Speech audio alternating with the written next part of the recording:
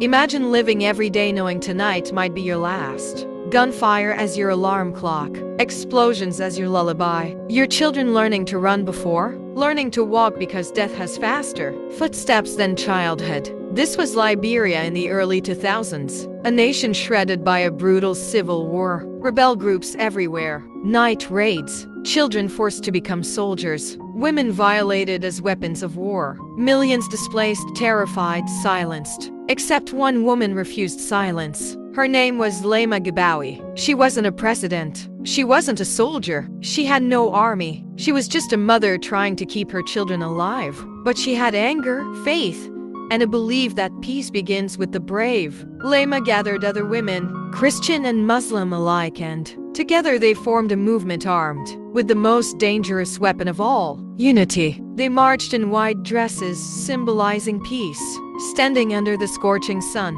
day after day, demanding an end to the war. People laughed, men mocked them, the world ignored them, but they kept showing up. Their number grew. 10 women became 100, 100 became 1,000. Soon, the President Charles Taylor, one of the most feared leaders in Africa, could no longer pretend they didn't exist. The women confronted him and said, "We are tired of running. We are tired of begging for life. We demand peace." Shockingly, he agreed to peace talks. But there was a problem. Inside the negotiation hall, the warlords stalled, argued, played politics. Days passed, no progress. Outside, the women waited, hearts burning, hope dimming, until Leymah snapped. She led the women into the hotel corridor, blocking the only exit. No one, no general, no rebel leader, no negotiator could leave. Security threatened to arrest them. Officials screamed, and Leymah Gbowee, with fire in her voice, shouted the sentence that would change history. "We will not move until you make peace happen." Silence fell, because for the first time these powerful men realized